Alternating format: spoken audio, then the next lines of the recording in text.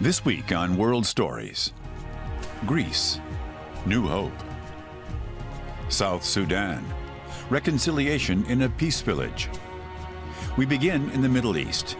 It's been 1 year since the war in Gaza between Israel and Hamas. More than 2,000 Palestinians and 72 Israelis were killed in the conflict. We visited the war-torn region. This prosthetic limb is part of life now for Mohammed Abu Baid. He lost his left leg during the Gaza conflict last summer. And he's one of the lucky ones. 2 of his friends were killed in the air raid already 1 year ago. Before the war, Mohammed loved to play soccer. I never imagined that I would be here, a place where artificial hands and legs are made. As a soccer player, I imagined all sorts of other injuries, but not this.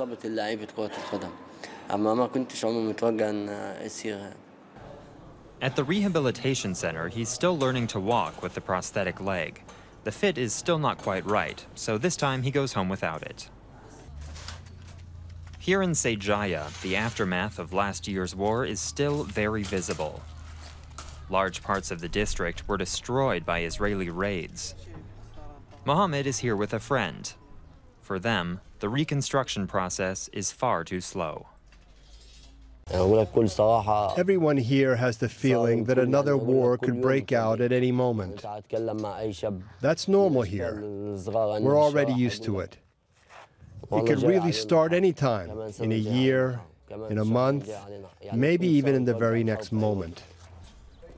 There's no such thing as a permanent ceasefire. That's something that Israelis on the other side of the border are all too aware of as well. A few hundred meters away, Moran Freibach lives with his family. During the conflict, a young boy was killed here by a Palestinian shell. This wall, 6 meters high, now protects the local kindergarten. Even recently, there was a missile alert here. I think the feeling of security right now haven't changed a bit since last year. I think we're in the same position as we were in last year in the summer before the war. Moran says he believes in a political solution to the conflict with the Palestinians. But just how distant that goal remains is clear from the bomb shelters and fences that continue to be built to protect Israelis. Back on the other side of the border in Gaza, Mohammed and his friends are trying to find new purpose to their lives. Soccer is no longer an option, but other kinds of sport still give them a strong boost. On to South Sudan, where 4 years after independence, power struggles and conflict remain the order of the day. A man of the cloth is doing his best to stop that in the village of Kuron. Even experienced pilots have a hard time finding the sandy landing strip. The region that Bishop Farid Taban chose for his peace project is one of South Sudan's most remote. Residents of the village of Kuron have been waiting for several hours for the clergyman's arrival. They say that since the bishop has been involved here, the whole region has flourished, and there has been less fighting. The bishop says the concept is a simple one. We bring people to self-reliance, food and so on, and bringing them new ideas, especially now with education, vocational training.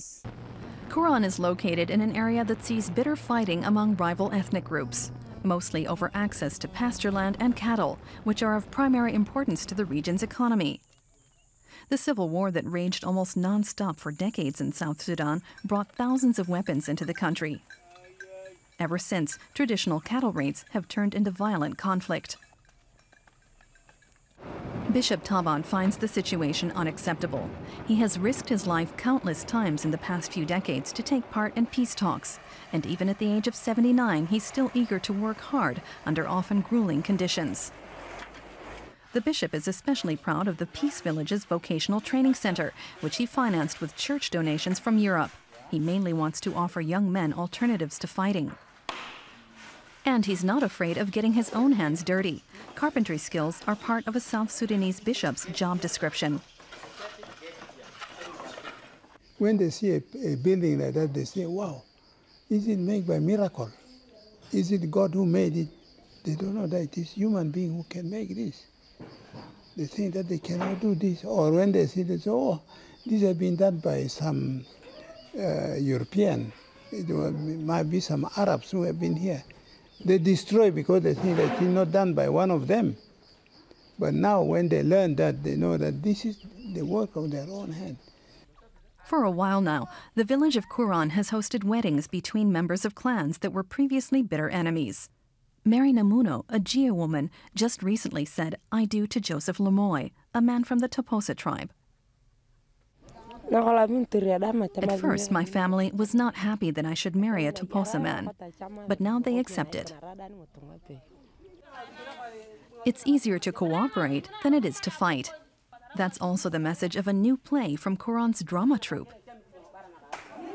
Newlywed Mary Namuno has come to watch, along with almost everyone else in the village. They already prepared my grave here. That's to show that I'm not going to live here. I retired only once in my life, and I'm going to retire here now. Until then, the bishop still wants to take care of a few things. He wants to build roads so that more people can come to Kuron. And he still needs more time to celebrate the progress that has already been made. Greece has been dominating the headlines of late. Deep in debt, its economy in tatters. Is there any hope? We met some young entrepreneurs in the capital, Athens. It's exam time at Athens University. These economics students are nervous, of course, not only because of their grades. They're also worried about the situation in their country. A lot of them fear that they won't be able to find a job in Greece after they've graduated. To be quite honest, I'm thinking of going abroad. I don't want to leave. Actually, I'd rather live and work here. I'll try it, but if it doesn't work out, I'm ready for anything. Many of these students say a lot has to change in Greece, that paying taxes should be normal, and civil servants shouldn't have to be bribed to do their job.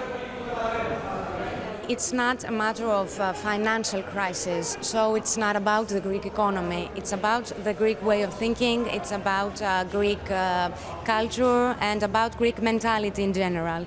This cannot be fixed with Eurogroup or with the IMF, or even with the government we have right now. But others are determined to stay no matter what. The Orange Grove Center is a place where young Greek entrepreneurs can get together. 88 startups now have office space here, although the center has only been up and running for a year and a half. Yanis Saris is one of them. His Big Olive online platform offers themed tours of Athens, a niche market. He previously lived in Sweden and Spain, but he was determined to return home. Believe it or not, it's a country where, a private initiative can actually be very rewarding because, you can become more flexible and take advantage of all this potential that happens. So it was a very conscious choice. I like it here. Antonis Argyros has also found a niche. He's developed software for trying out clothes online.